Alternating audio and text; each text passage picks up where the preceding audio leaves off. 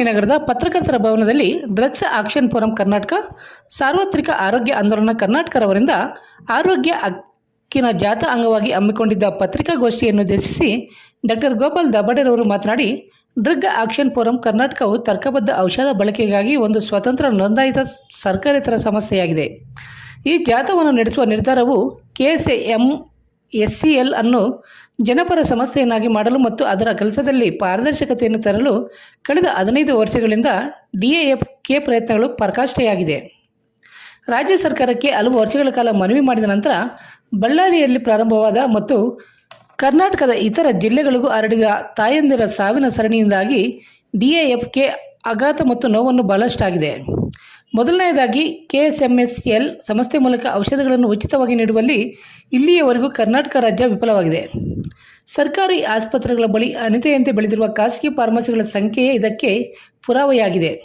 ಅಷ್ಟೇ ಸಾಲದು ಎಂಬಂತೆ ಆಸ್ಪತ್ರೆಯ ಆವರಣದಲ್ಲಿರುವ ಜೆನೆರಿಕ್ ಮಳಿಗೆಗಳ ಮೂಲಕ ಔಷಧಿಗಳ ಮಾರಾಟ ತನ್ನದೇ ನೀತಿಗೆ ತಾನೇ ವಿರುದ್ಧವಾಗಿ ನಡೆದುಕೊಳ್ಳುವುದು ಸರ್ಕಾರದ ಘೋಷಣೆಯಲ್ಲಿ ಉಚಿತ ಔಷಧಗಳನ್ನು ಪೂರೈಸುತ್ತವೆ ಎಂದು ಭರವಸೆ ನೀಡುತ್ತಾ ಅವುಗಳನ್ನು ಮಾರಾಟ ಮಾಡುತ್ತಿರುವುದು ಖಂಡನೀಯವಾಗಿದೆ. ಎಲ್ಲ ಸಾರ್ವಜನಿಕ ಆಸ್ಪತ್ರೆಗಳಲ್ಲಿ ಎಲ್ಲ ಕಾಲಕ್ಕೂ ಉಚಿತವಾಗಿ ಔಷಧಗಳನ್ನು ವಿತರಣೆ ಮಾಡಬೇಕು.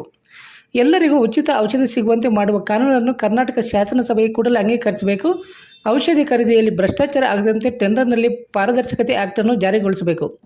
ಗುಣಮಟ್ಟವಲ್ಲದ ಸಲೈನುಗಳನ್ನು ನೀಡುವುದರಿಂದ ಬಳ್ಳಾರಿ ಹಾಗೂ ಇತರ ಜಿಲ್ಲೆಗಳಲ್ಲಿ ಸಾವನ್ನಪ್ಪಿರುವ ಬಾಣಂತಿಯರ ಸಾವಿಗೆ ನ್ಯಾಯ ದೊರೆಯಲು ತಪ್ಪಿತಸ್ಥ KSMSCLಗೆ ಶಿಕ್ಷೆಯಾಗಬೇಕು. ಹಾಗೂ ರಾಜಸ್ಥಾನ ರಾಜ್ಯದಲ್ಲಿ ಜಾರಿಯಲ್ಲಿರುವ ಆರೋಗ್ಯ ಹಕ್ಕು ಕಾಯ್ದೆಯನ್ನು ನಮ್ಮ ಕರ್ನಾಟಕ ರಾಜ್ಯದಲ್ಲಿಯೂ ಜಾರಿ ಮಾಡಬೇಕೆಂದು ಸರ್ಕಾರವನ್ನು ಒತ್ತಾಯಿಸಿದರು. ಈ ಪತ್ರಿಕಾಗೋಷ್ಠಿಯಲ್ಲಿ ಡಾಕ್ಟರ್ ಅನಿಲ್ ಕುಮಾರ್, ಸಾಮಾಜಿಕ ಕಾರ್ಯಕರ್ತ ಶಶಿರಾಜ್ ಅರ್ತಲೆ, ದಲಿತ ಸಂಘರ್ಷ ಸಮಿತಿಯ ಶ್ರೀರಂಗಪ್ಪ, ಲಕ್ಷ್ಮೀದೇವಮ್ಮ ಸೇರಿದಂತೆ ಮತ್ತಿತರರು ಉಪಸ್ಥಿತರಿದ್ದರು.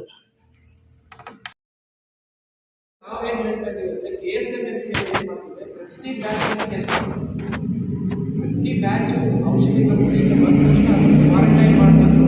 ಕ್ವಾರಂಟೈನ್ ಮಾಡಿ ಆದಮೇಲೆ ಅದು ಟೆಸ್ಟಿಗೆ ಕಳಿಸಿ ಟೆಸ್ಟ್ ಬರೋವರೆಗೂ ಕ್ವಾರಂಟೈನ್ ಆಗಿದೆ. ಅದು ಬಂದ ರಿಪೋರ್ಟ್ ಅದು ಸುರಕ್ಷಿತವಾಗಿದೆ, ಉತ್ತಮ ಗುಣಮಟ್ಟವಾಗಿದೆ ಅಂತ ಬಂದ ಮೇಲೆ ಆ ಔಷಧಿಯನ್ನು ಬಿಡುಗಡೆ ಮಾಡಬೇಕು ಅನ್ನೋದು ನಮ್ಮದು ಮುಖ್ಯ ಡಿಮ್ಯಾಂಡ್. ಹೀಗೆ ನಾವು ಮೊದಲೇ ಮಾಡಿದರೆ ಈ ತಾಯಿಗೆ ಸಾವು ಆಗ್ತಾ ಇದೆ. ಆದರೆ ಅದ್ರ ಬದಲೇ ನಮ್ಮ ಕರ್ನಾಟಕದಲ್ಲಿ ಏನಿದೆ ಅಂತ ಹೇಳಿದ್ರೆ ರ್ಯಾಂಡಮ್ ಟೆಸ್ಟಿಂಗ್, ಅಂದರೆ ಕೆಲವು ಔಷಧಿಗಳನ್ನು ಆರಿಸ್ಬಿಟ್ಟು ಅದನ್ನು ಟೆಸ್ಟಿಗೆ ಕಳಿಸುವಂಥ ಒಂದು ನಾವು ಮೆಥಡ್ ಫಾಲೋ ಮಾಡ್ತಾ ಇದೊಂದು ತಪ್ಪು. ಈಗ ಮಾಡಬಾರ್ದು. ಪ್ರತಿ ಬ್ಯಾಚ್ ಔಷಧಿಯನ್ನು ನೀವು ಟೆಸ್ಟ್ ಮಾಡಬೇಕು ಅಂತೇಳಿ KSMSCL ಏನಿದೆ ಅದರಲ್ಲಿ ನಾವು ಸರ್ಕಾರಕ್ಕೆ ಕೆಲಸ ಮಾಡ್ತೀವಿ. ಇವಾಗಲೇ ಇನ್ನೊಂದೇನಪ್ಪ ಅಂತಂದರೆ ತಮಿಳುನಾಡು ಸರ್ಕಾರ ಮತ್ತು ಕೇರಳ ಸರ್ಕಾರ ಮತ್ತು ರಾಜಸ್ಥಾನ ಸರ್ಕಾರ ಈ ಥರ ಮಾಡ್ತಾ ಇದ್ದಾರೆ.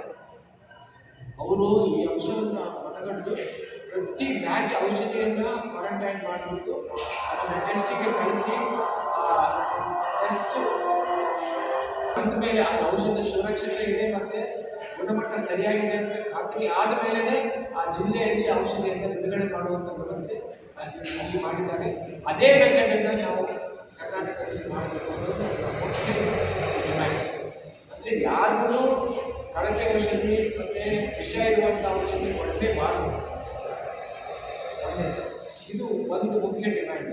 ಎರಡನೇದೇನಪ್ಪ ಅಂತಂದರೆ ಯಾವುದೇ ವ್ಯಕ್ತಿ ಇವತ್ತು ಸರ್ಕಾರಿ ಆಸ್ಪತ್ರೆಗೆ ಹೋದರೆ ಅವ್ರಿಗೆ ಹೊರಗಡೆಯಿಂದ ಔಷಧಿಗಳನ್ನ ಬರೆದುಕೊಂಡು ಕೂಡುದು ಆ ಔಷಧಿಗಳು ಅಲ್ಲೇ ಸಿಗೋ ಹಾಗೆ ಮಾಡಬೇಕು ವ್ಯವಸ್ಥೆ.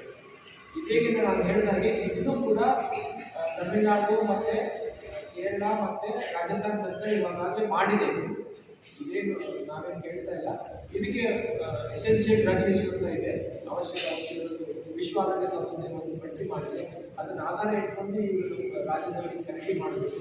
ಆಮೇಲೆ ಖರೀದಿ ಮಾಡಿಬಿಟ್ಟು ಆ ಔಷಧಿಗಳನ್ನ ಪ್ರೊಕ್ಯೂರ್ ಮಾಡಿಬಿಟ್ಟು ಅದನ್ನು ಟೆಸ್ಟ್ ಮಾಡಿ ಬಿಡುಗಡೆ ಮಾಡಿ. ಇವಾಗ ಏನಾಗ್ತಾ ಇದೆ ಅಂತ ಹೇಳಿದ್ರೆ ನಮ್ಮ ಕರ್ನಾಟಕದಲ್ಲಿ ಎಷ್ಟೋ ಜನ ಸರ್ಕಾರಿ ಆಸ್ಪತ್ರೆಗೆ ಹೋದರೆ ವೈದ್ಯರು ಅದನ್ನು ಹೊರಗಡೆಯಿಂದ ಬರ್ತಾರೆ ಔಷಧಿ. ನೀವು ನೋಡಬೇಕಾಗಿದೆ ಡಿಸ್ಟ್ರಿಕ್ಟ್ ಹಾಸ್ಪಿಟಲ್, ಜಿಲ್ಲಾ ಆಸ್ಪತ್ರೆ ಎದುರಿಗೆ ಸಾಲಾಗಿರುವಂಥ ಖಾಸಗಿ ಫಾರ್ಮಸಿನೇ ಇದಕ್ಕೆ ಒಂದು ಪುರಾಣ. ನೀವು ತಮಿಳುನಾಡಲ್ಲಿ ಜಿಲ್ಲಾ ಆಸ್ಪತ್ರೆಗೆ ಬಂದರೆ ನನಗೆ ಇರೋದು ಚೆನ್ನೈನಲ್ಲಿ ಸ್ಟ್ಯಾನ್ಲಿ ಮೆಡಿಕಲ್ ಹಾಸ್ಪಿಟಲ್ ದೊಡ್ಡ ಹಾಸ್ಪಿಟಲ್. ಅಲ್ಲಿ ನೀವು 3 ಕಿಲೋಮೀಟರ್ ಹರಿದ ಮೇಲೆ ಯಾವುದೇ ಪ್ರೈವೇಟ್ ಫಾರ್ಮಸಿ ಇಲ್ಲ. ಯಾಕಪ್ಪ ಅಂತಂದರೆ ಅಲ್ಲಿ ಎಲ್ಲ ಔಷಧಿಗಳು ಲಭ್ಯ ಆಗುವಾಗೆ ಸರ್ಕಾರ ಇದೇ ಮಾದರಿಯಿಂದ ರಾಜಸ್ಥಾನ ಮಾಡಿದೆ, ಇದೇ ಮಾದರಿಯಿಂದ ಕೇರಳ ಮಾಡಿದೆ. ನಾವೇನು ಹೇಳ್ತಾ ಇದ್ದೀವಿ ಇದನ್ನು. ಸೊ 2 ಮುಖ್ಯ ಡಿಮ್ಯಾಂಡ್. ಒಂದು ಕಳಪೆ ಔಷಧಿ ಬರಬಾರ್ದು, ಮತ್ತು ಎಲ್ಲ ಔಷಧಿಗಳನ್ನು ಸರ್ಕಾರಿ ಆಸ್ಪತ್ರೆಗೆ ಸಿಗೋ ಹಾಗೆ ಮಾಡಬೇಕು ಅನ್ನೋದು ಎರಡನೇ ಡಿಮ್ಯಾಂಡ್. ಮೂರನೇ ಡಿಮ್ಯಾಂಡ್ ಏನಪ್ಪ ಅಂತ ಹೇಳಿದ್ರೆ, ಒಂದು ಆರೋಗ್ಯ ಹಕ್ಕಿನ ಕಾಯ್ದೆ ಆ್ಯಕ್ಟ್ ಅಂತ ಇದೆ. ಇವಾಗಲೇ 2023ನೇ ಇಸ್ವಿಯಲ್ಲಿ ರಾಜಸ್ಥಾನ ಆ್ಯಕ್ಟ್ ತಂದಿದೆ. ನಮ್ಮ ದೇಶದಲ್ಲಿ ಮೊದಲನೇ ರಾಜ್ಯ ಈ ಥರ ಒಂದು ಕಾಯ್ದೆಯನ್ನು ತಂದಿದ್ದು ರಾಜಸ್ಥಾನ. ಅದರಲ್ಲಿ ಏನಪ್ಪ ಅಂತ ಹೇಳಿದ್ರೆ 2023ನೇ ಈ ಆ್ಯಕ್ಟ್ ಪ್ರಕಾರ ಯಾವುದೇ ಒಬ್ಬ ವ್ಯಕ್ತಿ ಆ ರಾಜ್ಯದ ಪ್ರಜೆ ಆಗಿದ್ದರೆ ಅವರಿಗೆ ಎಲ್ಲ ಚಿಕಿತ್ಸೆ ಉಚಿತ. ಅಷ್ಟೇ ಅಲ್ಲ, ಅವನ ಹಕ್ಕಾಗ್ತದೆ, ನಾನು ನನ್ನ ಹಕ್ಕನ್ನು ಚಲಾಯಿಸ್ತೀನಿ ಅನ್ನೋ ಒಂದು ಅಂಶ ಆ ಆ್ಯಕ್ಟಲ್ಲಿದೆ. ಇವಾಗ ಏನಾಗಿದೆ, ನಮ್ಮ ರಾಜ್ಯದಲ್ಲಿ ಇದೊಂದು Karnataka it's a welfare programme. So ನಿಮ್ಮ ಹಕ್ಕಾಗಿ ಕೇಳೋ ಆಗಿಲ್ಲ. ಸೊ ಅಲ್ಲಿ ರಾಜಸ್ಥಾನದಲ್ಲಿ ಇದು ಹಕ್ಕಾಗಿದೆ, ಮತ್ತು ಅದನ್ನು ಏನಾದರೂ ವಿಫಲತೆ ಆದಲ್ಲಿ ಅದನ್ನು ಪ್ರಶ್ನಿಸುವಂಥ ಒಂದು ಶಕ್ತಿ ಆ್ಯಕ್ಟ್. ಸೊ ನಾವೇನು ಹೇಳ್ತಾ ಇದ್ದೀವಿ, ಮೂರನೇ ಡಿಮ್ಯಾಂಡ್ ಏನಪ್ಪ ಅಂತ ಹೇಳಿದ್ರೆ, ಆರೋಗ್ಯ ಹಕ್ಕಿನ ಕಾಯ್ದೆ, ರೈಟ್ ಟು ಹೆಲ್ತ್ ಆ್ಯಕ್ಟ್ ನೀವು ನಮ್ಮ ರಾಜ್ಯದಲ್ಲಿ ಕರ್ನಾಟಕದಲ್ಲಿ ತರಬೇಕು ಅಂತ 3 ಬೇಡಿಕೆಗಳನ್ನ ಹೊತ್ಕೊಂಡು ನಾವು ಈ ಕಾರ್ಯಕ್ರಮವನ್ನು ಮಾಡ್ತಾ ಇದ್ದೀವಿ. ಮಾನ್ಯ ಮುಖ್ಯಮಂತ್ರಿಗಳನ್ನ, ಮಾನ್ಯ ಆರೋಗ್ಯ ಮಂತ್ರಿಗಳನ್ನ 2 ಸರಿ ಭೇಟಿಯಾಗಿದ್ದೀವಿ, ಮನವಿಯನ್ನು ಕೊಟ್ಟಿದ್ದೀವಿ, ಅವ್ರ ಗಮನಕ್ಕೂ ತಂದಿದ್ದೀವಿ. ಇಂಟ್ರೆಸ್ಟಿಂಗ್ ಅಂದರೆ 2023 ಏನು ಚಳಿಗಾಲ ಅಧಿವೇಶನ ನಡೆಯಿತು, ಅಲ್ಲಿ ನಮ್ಮ ಆರೋಗ್ಯ ಮಂತ್ರಿಗಳಾದ ದಿನೇಶ್ ಗುಂಡೂರಾವ್ ಅವರು ಇದೇ ಮಾತನ್ನು ಹೇಳಿದ್ರು, ಯಾವುದೇ ಒಬ್ಬ ವ್ಯಕ್ತಿ ಇವತ್ತು ಸರ್ಕಾರಿ ಆಸ್ಪತ್ರೆಗೆ ಹೋದರೆ ಅವನು ಹೊರಗಡೆ ಔಷಧಿ ಖರೀದಿ ಮಾಡೋ ಹಾಗೆ ಆಗಬಾರ್ದು, ಅಲ್ಲೇ ಸಿಗೋ ಹಾಗೆ ವ್ಯವಸ್ಥೆ ಮಾಡಬೇಕು, ಅದು ನಮ್ಮ ಜವಾಬ್ದಾರಿ ಅಂತ ನಮ್ಮ ದಿನೇಶ್ ಗುಂಡೂರಾವ್ ಅವರು ಹೇಳಿದ್ರು.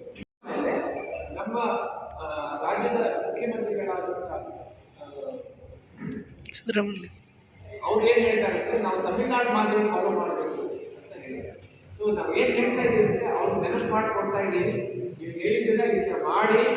ಆದರೆ ದುರ್ದೈವ ಅಂದರೆ ನಮ್ಮ ಆರೋಗ್ಯ ಮಂತ್ರಿಗಳು ಬೇರೆ ಏನು ಹೇಳಿ ಸ್ಟಾರ್ಟ್ ಮಾಡಿಬಿಡ್ತಾರೆ. ಏನು ಹೇಳ್ತಾ ಇದ್ದಾರೆ, ಡ್ರಗ್ಸ್ ಆ್ಯಂಡ್ ಕಾಸ್ಮೆಟಿಕ್ ಆ್ಯಕ್ಟ್ 1940 ಕೇಂದ್ರ ಸರ್ಕಾರದ ಕಾಯ್ದೆಯನ್ನು ಬದಲು ಮಾಡಬೇಕು. ನೋಡಿ, ಕೇಂದ್ರ ಸರ್ಕಾರದ ಕಾನೂನು ಬದಲು ಮಾಡಬೇಕು, ಅದು ಬೇರೆ ಹೋರಾಟ. ಆದರೆ ಇವಾಗ ಅದು ರಾಜ್ಯ ಸರ್ಕಾರಕ್ಕೆ ಸಂಬಂಧಪಟ್ಟಂಥದ್ದು ಏನಿದೆ, Karnataka state medical service corporation, ಇದನ್ನು ಸರಿ ಮಾಡೋಣ, ಅದನ್ನು ದುರಸ್ತಿ ಮಾಡೋಣ. ಅದರಲ್ಲಿ ಸುರಕ್ಷಿತವಾದಂಥ ಔಷಧಿಗಳು, ಎಲ್ಲ ಔಷಧಿಗಳು ಲಭ್ಯ ಆಗೋ ಹಾಗೆ ಮಾಡೋಣ. ಆಮೇಲೆ ನಾವು ಅದರ ಬಗ್ಗೆ ಯೋಚನೆ ಮಾಡಲಿಕ್ಕೆ ಬರ್ತೀವಿ. ಸೊ ಇಷ್ಟು ಇದು ಸಂಕ್ಷಿಪ್ತವಾಗಿದೆ. ನಿಮ್ಗೆ ಏನಾದರೂ ಪ್ರಶ್ನೆ ಇದ್ದರೆ ಕೇಳಿ, ಅಥವಾ ಬೇರೆ ಏನಾದರೂ ಬೇರೆ ವಿಷಯದಲ್ಲಿ ಮಾತಾಡಿದ್ರೆ. Thank you.